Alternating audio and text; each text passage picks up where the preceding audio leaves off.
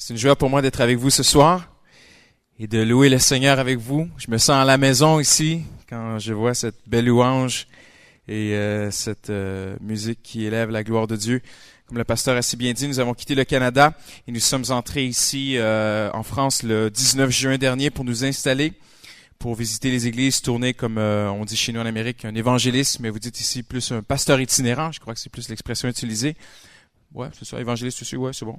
Et puis, on va aussi entamer un processus un peu travailler avec la jeunesse et voir qu'est-ce qu'on peut faire pour le Seigneur. Et c'est une joie pour moi, surtout de partager ce moment de la parole de Dieu avec vous. J'aimerais vous inviter à tourner avec moi dans le premier livre des Chroniques. Et le titre de mon message ce soir est « La plus grande de toutes les requêtes ». Et si j'avais une question à vous poser ce soir, si vous aviez une seule requête à demander à Dieu, une seule fois, une seule chance, une seule rencontre avec Dieu, une seule prière, pas deux, vous n'auriez qu'une seule chance. On dit en anglais chez nous une expression « one bullet in the gun », une seule balle à tirer, une seule chance. Quelle serait votre requête? Quelle serait votre prière? J'en suis profondément convaincu. Peut-être que vous essayeriez, quelqu'un qui est un peu plus vite dans sa tête va se dire, mais je vais tenter une requête qui englobe d'autres requêtes. Comme ça, on va faire un tout. On va essayer, on dit chez nous un package deal. On va essayer de faire un paquet et de dire, en proposant cette requête à Dieu, elle va englober d'autres requêtes.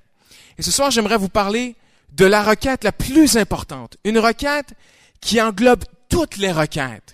Une requête qui en foi, une requête de prière qui en soi est une quête. La première fois que j'ai vu Natacha, elle était une jeune fille de 16 ans qui avait joint notre groupe de jeunes et elle aimait bien le groupe de jeunes. Elle trouvait ça bien sympa. Elle aimait les jeunes. Elle avait découvert le groupe de jeunes, mais elle n'avait pas encore vraiment découvert Jésus. Elle avait découvert une bonne musique, mais elle n'avait pas encore vraiment découvert Jésus.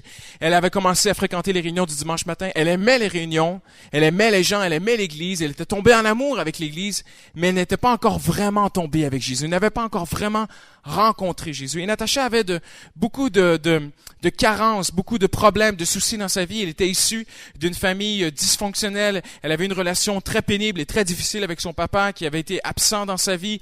Et elle avait ce grand vide en elle. Elle cherchait l'amour. Elle voulait l'amour d'un homme dans sa vie. Elle était prête à faire n'importe quoi pour avoir un homme, pour se blottir au creux des bras d'un homme. Et elle avait commencé à développer un comportement un peu dangereux dans le groupe de jeunes et envers certains jeunes hommes. Et elle était franche, elle était prête à se donner à un jeune homme pour avoir l'amour en retour. Et j'ai dû à quelques reprises la faire venir dans mon bureau, lui dire, écoute, c'est dangereux un peu comment tu te comportes avec les garçons, tu peux pas faire ça, ça se fait pas ici. Elle était très franche avec moi.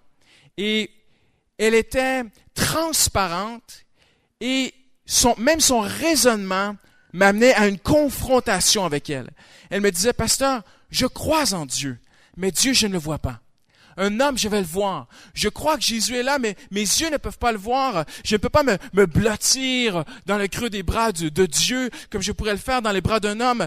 L'amour d'un homme que je cherche, c'est un amour humain, c'est un amour ce n'est pas le même amour que Dieu peut me donner. Et je me souviens, à plusieurs reprises, tentant de raisonner avec elle, tentant de lui expliquer, de simplement mettre sa foi en Dieu, une telle simplicité. Et j'essaie de l'amener, de lui dire, vous connaissez bien ce verset qui dit « Cherchez d'abord le royaume, et toutes ces choses vous seront données. » Et je me souviens, je lui parlais de chercher Dieu, d'avoir la quête de Dieu, d'aimer Dieu, d'avoir une telle simplicité qui, même moi, parfois, c'est un peu désarmant, parce que ça me demandait de la foi dans ma propre vie, de lui prêcher cette recette. De lui dire, tu vois, si tu deviens une jeune fille qui cherche Dieu, qui aime Dieu, et Jésus lui-même n'a-t-il pas dit qu'on n'avait pas besoin de se soucier de tous les besoins qu'on avait sur cette terre, mais il nous invite à chercher d'abord le royaume de Dieu. Vous savez avec moi que Jésus est le royaume de Dieu. Amen. Jésus est le royaume de Dieu. Et je la voyais, elle doutait. Elle a dit, non, pasteur, c'est pas pour moi. Et elle a commencé à s'éloigner de Dieu. Elle a commencé à s'éloigner du groupe de jeunes et de l'Église. Et 3 ans plus tard, un jour, alors qu'on préparait une convention à laquelle votre pasteur est venu, mon épouse, elle travaillait à préparer la convention et elle avait été faire des courses pour l'Église. Et elle était dans un magasin un peu comme Leclerc, mais qu'on appelle chez nous Walmart. Et elle était là et elle attrapait toutes sortes de trucs sur les étalages et elle mettait ça dans son caddie. Et alors qu'elle prend un objet dans l'étalage, ça fait un petit trou parce qu'elle a pris un objet, elle a vu de l'autre côté quelqu'un qui a pris aussi un objet de l'autre côté sur l'étalage. Et les deux en même temps ont pris un objet et les deux se sont vus. Et Justine a vu à travers le trou Natacha qui s'était éloignée de Dieu. Et quand Justine a vu Natacha à travers le trou, elle s'est dit, ah, c'est Natacha. Parce qu'on priait pour elle, on espérait qu'elle revienne à Dieu. Et elle s'est dit, ah, c'est Natacha. Mais Natacha a vu Justine et s'est dit, oh, c'est Justine. Parce que voyez-vous, quand les gens s'éloignent de Dieu, souvent ils se sentent mal. Ils croient que les chrétiens vont les condamner, que les chrétiens vont les accuser. Alors, elle s'est dit, oh, c'est Justine. Alors, elle a commencé à se cacher dans le magasin avec son caddie, et aller dans les rangées et regarder où était Justine. Mais Justine s'est mise en tête de la poursuivre et de la retrouver pour la rencontrer. Alors, il y a un peu comme une course de caddie imaginez-vous un grand magasin comme Leclerc, il y a une course de caddie qui s'est entamée dans cette espèce de Walmart qui est un peu comme un labyrinthe. Mais voyez-vous, on peut pas se sauver de mon épouse comme ça. C'est une ancienne pilote de Formule 1, elle a gagné le Grand Prix à Monaco. Alors, elle a commencé à anticiper où allait Natacha, et elle est venue de l'autre côté. Et les deux, tout à coup, ont heurté leur caddie et les deux se sont dit, ah, mais quelle surprise! Bonjour! Ah, mais ça fait longtemps qu'on s'est pas vu! Et mon épouse a vu que Natacha, en fait, cachait son ventre. Un peu sous le caddie, il y avait plein de trucs dedans, elle cachait son ventre. Elle a dit, mais qu'est-ce que tu caches? Et Natacha lui a montré qu'elle avait un ventre, qu'elle était enceinte de 7 mois, parce qu'elle avait été la maîtresse d'un homme marié pendant plus d'1 année, un homme qui aurait pu même être son père, qui était beaucoup plus âgé qu'elle, et maintenant elle était enceinte de lui. L'homme l'avait complètement abandonnée. Elle était retournée chez sa maman, elle avait 19 ans, elle était une jeune fille mère, et elle avait bousillé toute sa vie. Elle s'est retrouvée dans mon bureau, dans une rue sans issue, elle avait tellement détruit sa vie. Elle pleurait dans mon bureau et elle me disait, « Pasteur, j'ai ruiné ma vie, j'ai ruiné mon futur, j'aurais pu avoir des études. » Et elle disait maintenant, je suis sur l'assistance sociale, je suis à la maison avec ma maman, je suis enceinte, je vais accoucher. Et elle avait des soucis. Et constamment dans mes rencontres avec elle, il y avait une telle simplicité dans l'évangile que je lui partageais, que même moi, par certains moments, je me disais, il faut que ça marche. Il faut que l'Évangile marche dans sa vie parce qu'elle a vraiment des besoins concrets. Et constamment, avec une telle simplicité, je lui disais toujours, Natacha, cherche d'abord le royaume de Dieu. Cherche le royaume. Oui, mais pasteur, vous comprenez pas. Cherche d'abord. Oui, mais j'ai des besoins concrets, j'ai des besoins palpables, j'ai des besoins terrestres. Oui, mais cherche d'abord le royaume de Dieu. C'est rien pour Dieu. Pour Jésus, c'est en cliquant des doigts, il peut répondre à tes besoins. Et un jour, elle m'appelle, et parfois elle m'appelait, elle avait des moments de panique, et elle venait au bureau, et maintenant elle avait sa petite fille, et un jour elle vient me voir, et elle pleurait dans le bureau. Et je lui dis, qu'est-ce qui va pas, Natacha? Et elle me dit, pasteur, j'ai pensé à ça cette semaine. Il n'y a pas personne qui va vouloir d'une fille comme moi à l'église. Tous les garçons, ils sont tous 3 fois saints. Ils voudront pas d'une fille pécheresse comme moi. Moi, je savais pas que les gars étaient 3 fois saints à l'église. Alors je dis, Natacha, bon, ils sont pas trop fois saints. Mais ils voudront pas d'une fille comme moi. Je suis une fille mère et j'ai un enfant. Ils veulent tous marier des bonnes jeunes filles qui sont saintes et qui ont grandi dans l'église. Et je me souviens lui avoir dit constamment, Natacha, essayant toujours de la ramener vers la simplicité de l'évangile, vers cette vie de foi qui nous invite à chercher Dieu premièrement dans nos propres vies. Et que lui peut et veut répondre. Et il nous aime beaucoup plus que nous, on peut l'aimer. Et il désire répondre à nos besoins beaucoup plus que nous, on désire lui présenter nos requêtes. Et lorsqu'on s'est préparé pour venir ici, en France, on a fait venir un grand conteneur. Et on a vendu notre maison et on a dû entreposer tous nos biens, tous nos meubles qu'on a amenés ici. Et on en a laissé beaucoup, mais on a mis ce qui restait dans un conteneur. Et alors on a tout mis dans le conteneur, on a fermé les portes, on a mis un seau. Et ça a été chargé sur un bateau, un paquebot qui est venu jusqu'ici. Et à la fin, je me suis retourné pour aider les jeunes qui étaient venus m'aider à remplir le conteneur. Et il y avait Natacha. Parce que c'est chez elle qu'on avait entreposé tous nos meubles dans le sous-sol de sa maison. Elle était là sur la rue avec son mari, ses 3 enfants, sa belle petite maison, son beau monospace. Et je la regardais et je me disais, et elle nous a remis un livre qu'elle a bricolé elle-même et elle a mis toutes les photos du début quand on a appris à se connaître jusqu'à aujourd'hui. le jour de son mariage où elle est tombée dans les escaliers parce que son papa avait les 2 pieds sur sa robe de mariée. Et en montant sur l'estrade, elle s'est écroulée et elle riait. Et c'était des gens bien, bien simples. Et c'est moi qui ai célébré leur mariage. Et tous ces souvenirs me revenaient. Comment petit à petit, pas en une seule soirée, pas un éclair qui est tombé, qui a réglé tous ces problèmes, mais petit à petit, le Seigneur a construit sa vie, a rebâti sa vie. Et ce soir, j'aimerais vous parler d'une requête qui a été déposée dans son cœur à elle et qui est encore dans son cœur aujourd'hui. J'aimerais vous parler de la requête qui englobe toutes les requêtes. J'aimerais vous parler d'une requête de prière qui, en fait, si vous commencez à élever ou recommencez à élever cette requête vers Dieu, vous allez rapidement découvrir qu'en fait, c'est plus qu'une requête, c'est une quête, la quête de Dieu. On n'a pas beaucoup de temps ce soir, c'est une réunion de semaine et je veux pas être long, mais j'aimerais vous amener lire un texte très important, un texte qui a été peu lu, peu étudié, peu connu, mais un des textes les plus importants de tout l'Ancien Testament. 1 Chronique, le 28e chapitre, c'est la fin de la vie du roi David. C'est l'instigation, l'inauguration du nouveau roi, son fils Salomon maintenant, qui va s'asseoir sur le trône royal et la couronne va être déposée sur sa tête. Et David va prononcer ce qu'on appelle chez nous au Canada, parce qu'on a encore un certain lien avec la reine d'Angleterre, ce qu'on appelle chez nous au Canada le discours du trône. Et le roi, le vieux roi très âgé, David, va se lever, donner sa couronne à Salomon et il va prononcer un discours. Et voyez-vous, mon cœur est touché lorsque je lis, lorsque je relis, et lorsque je médite sur la simplicité du discours du roi David. Le roi David qui a été le plus grand roi d'Israël. De tout ce qu'il aurait pu parler, de tous les sujets qu'il aurait pu adresser à son fils, de tous les conseils qu'il aurait pu donner à son fils. Croyez-moi ce soir, croyez-moi, si vous aviez l'opportunité, la chance de vous asseoir 1 heure avec le roi David pour écouter ce conseil pour votre vie, je crois que vous seriez tout oreille. Je crois que vous auriez un crayon à la main et un bout de papier et vous seriez en train d'écrire des notes et de méditer sur qu'est-ce qu'il vous dit. Et là, dans cette grande assemblée avec à peu près entre 4 et 600 hommes qui sont tous les chefs, les dignitaires, les ministres d'Israël, les chefs militaires, tous les politiciens de l'époque qui sont là dans cette grande assemblée royale de la plus haute importance, de tous les conseils que David aurait pu donner à Salomon, il a choisi de ne pas parler d'économie, de politique, de stratégie militaire, de sagesse, de ceci ou de cela.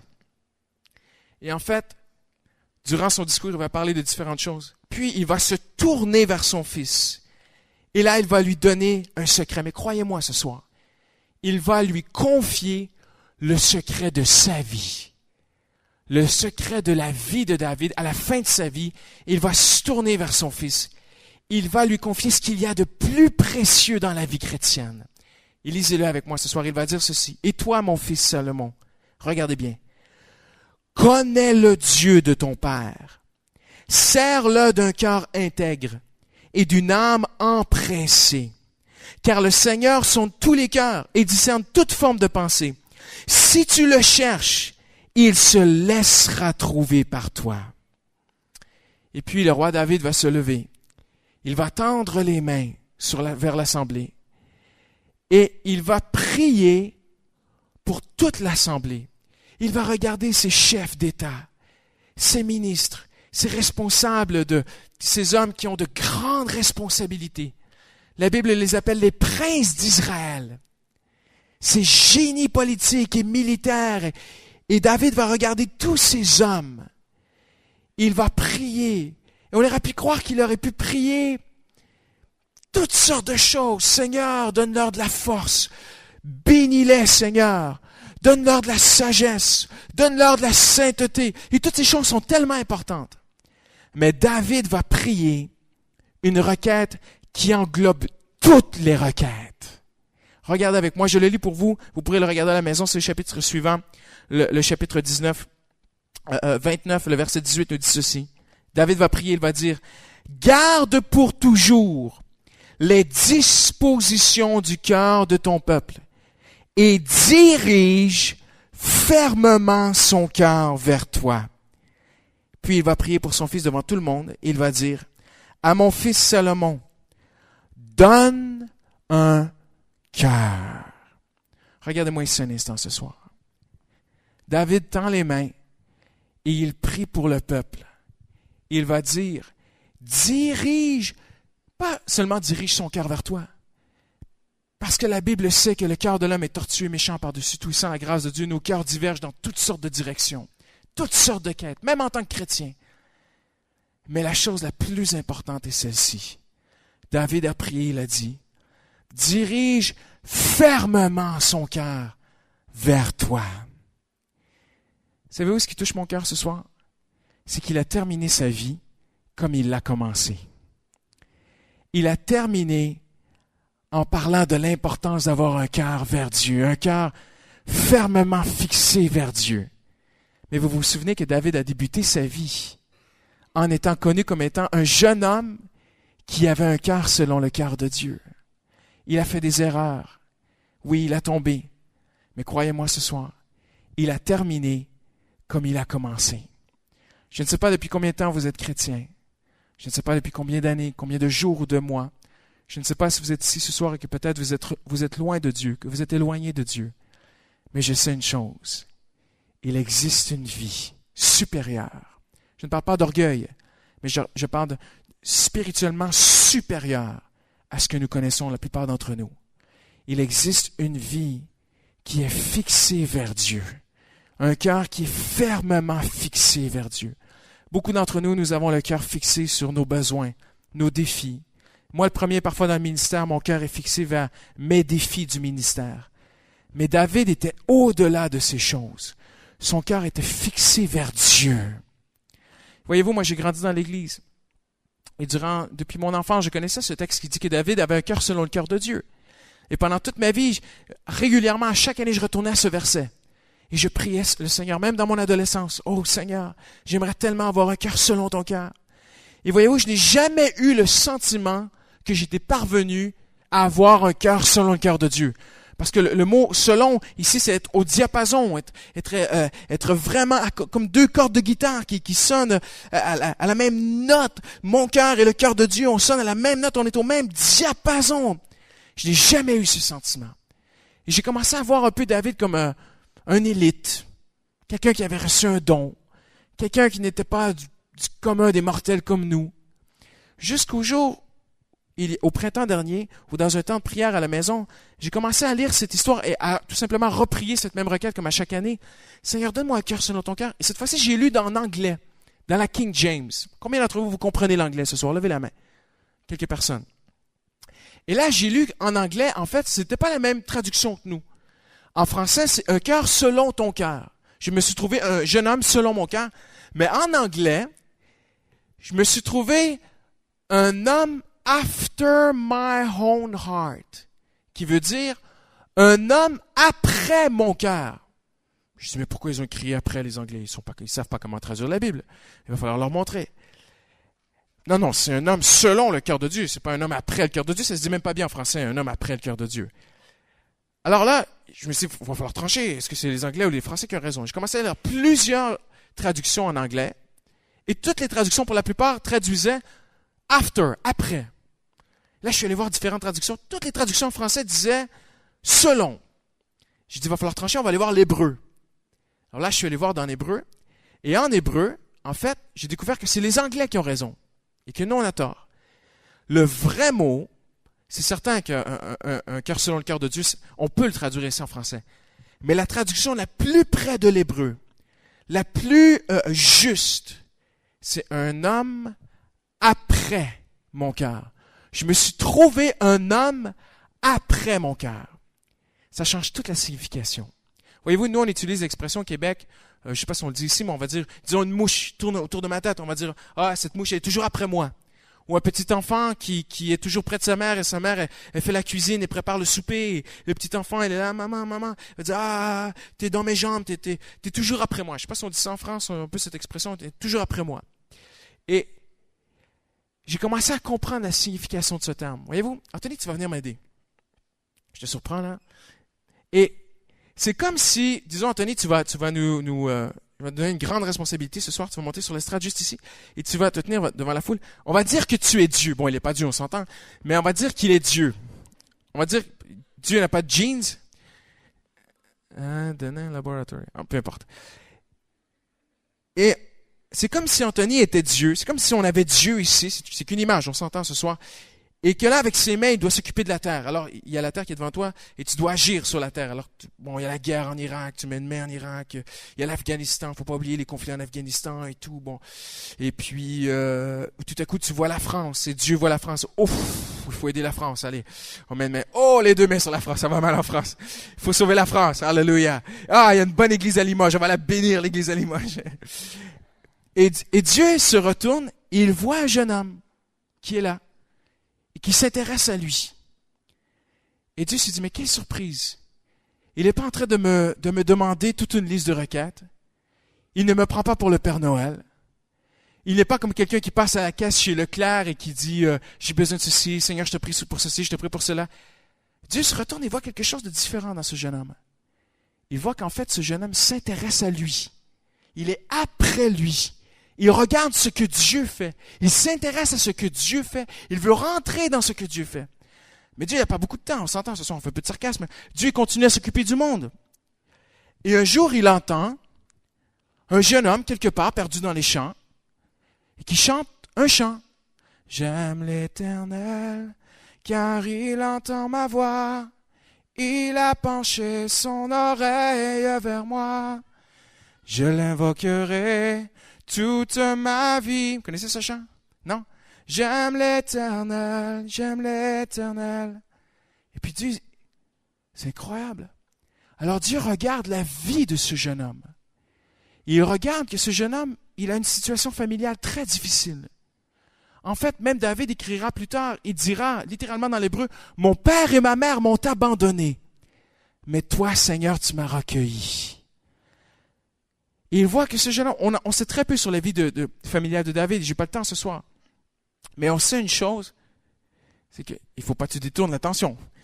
On sait une chose, c'est que David avait une situation familiale difficile. Et Dieu se dit, tous les besoins de sa vie ne sont pas réglés. Il a des problèmes, mais il m'aime quand même. Et même si je ne réponds pas à toutes ses requêtes, il m'aime quand même. Et puis un jour, Dieu entend ce jeune homme qui est en train d'écrire un chant. Et le jeune homme, il écrit, « L'Éternel est mon berger. Je ne manquerai de rien. Il me fait reposer, merci. Il me fait reposer dans de verts pâturages. Il me dirige près des eaux paisibles. » Vous connaissez? Et vous savez ce que Dieu se dit? Il est toujours après moi, ce jeune homme. Et un jour, David a besoin de Dieu. Un jour, David voit un lion qui vient voler sa brebis. Et il se lève. Et il se dit, voyez-vous, plus on passe de temps avec Dieu, plus on pense comme Dieu. Et alors que David passe des moments avec Dieu et qu'il loue le Seigneur met des choses dans son cœur. Le Seigneur met des choses dans sa vie. Et un jour, le lion vient voler la brebis. Et David se lève. Et il se surprend lui-même. Mais qu'est-ce que je fais là? Il y a quelque chose qui le pousse à l'intérieur. Vas-y, ne la laisse pas partir, je serai avec toi.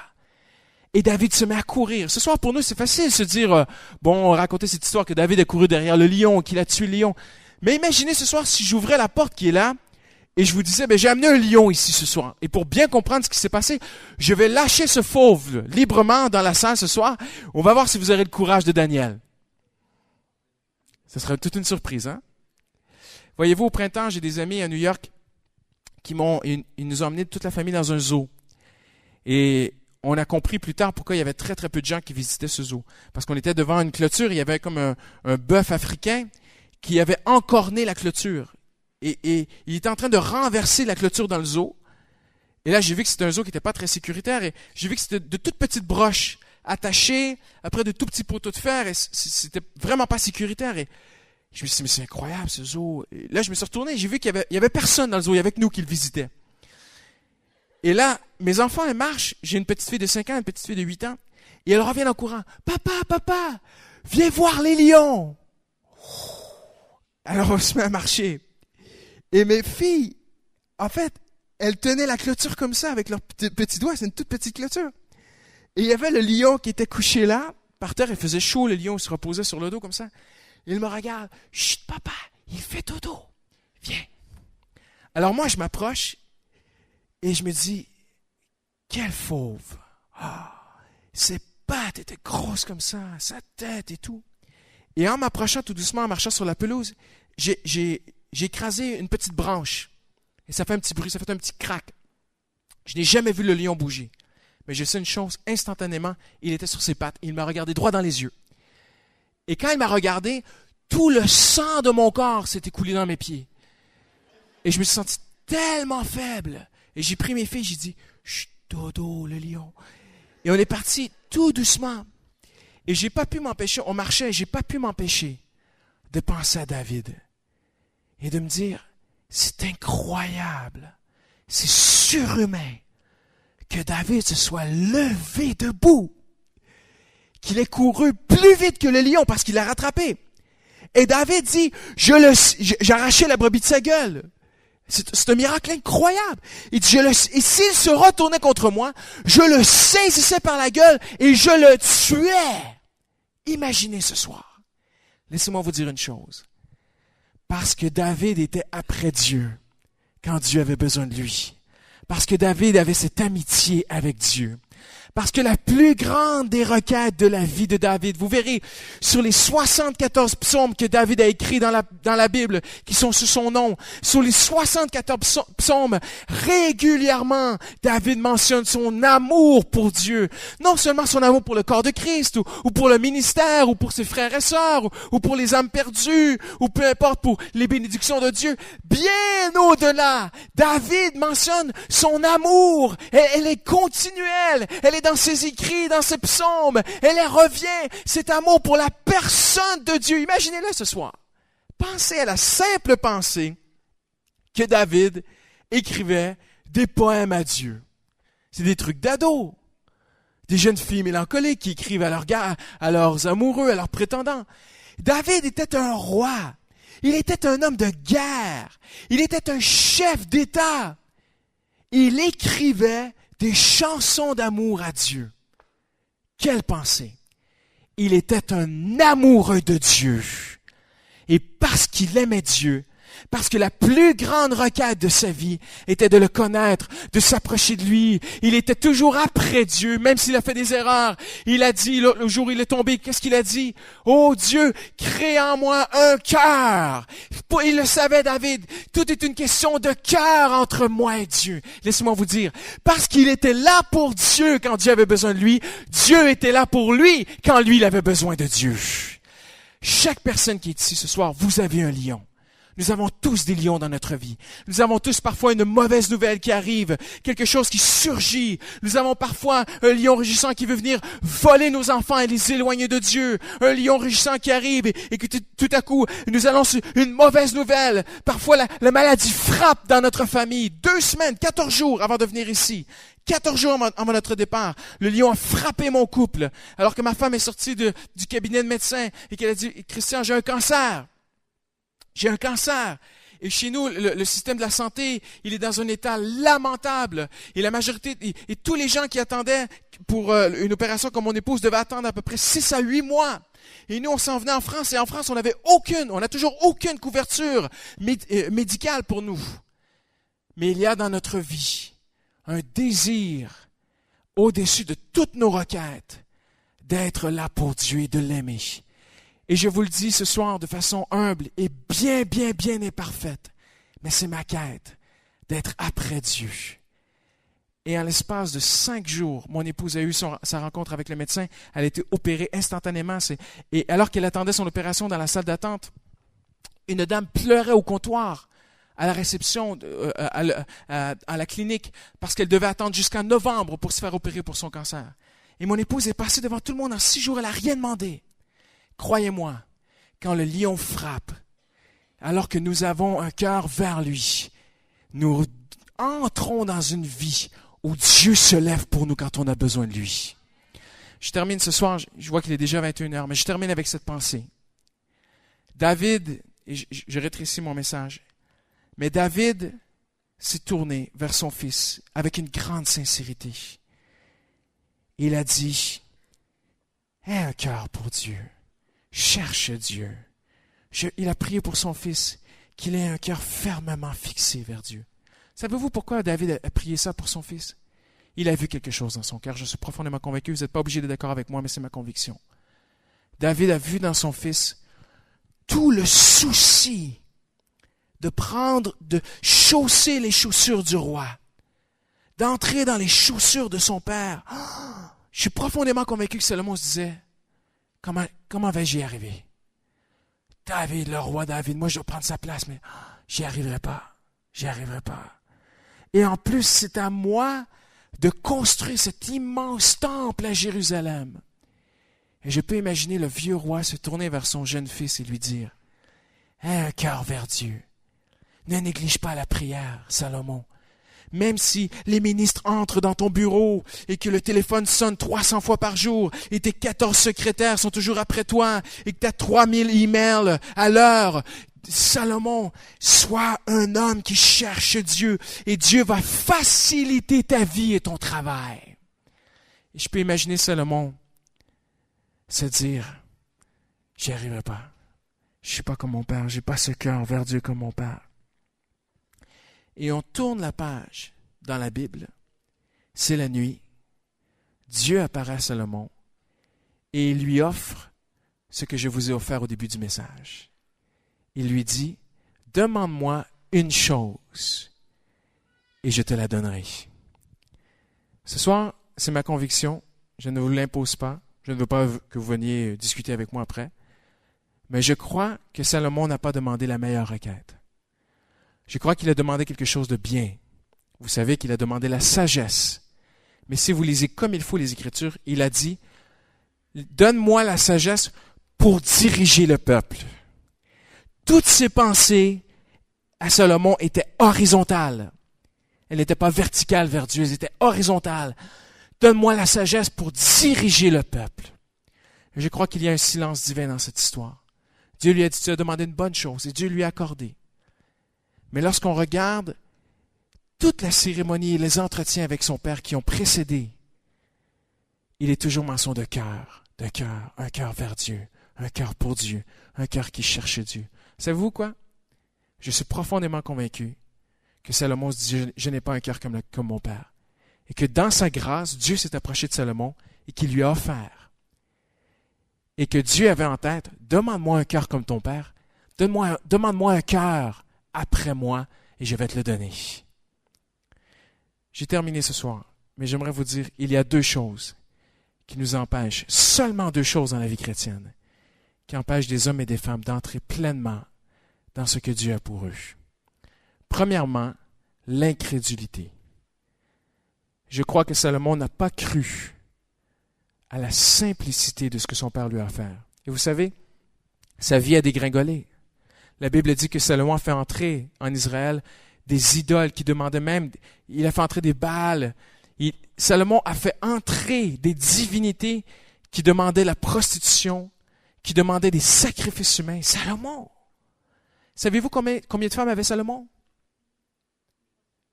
Il avait 700 femmes et 300 concubines. Mais pourquoi? Pensez un instant ce soir, j'ai terminé. Pensez un instant ce soir. J'ai invité le frère à s'approcher à la guitare.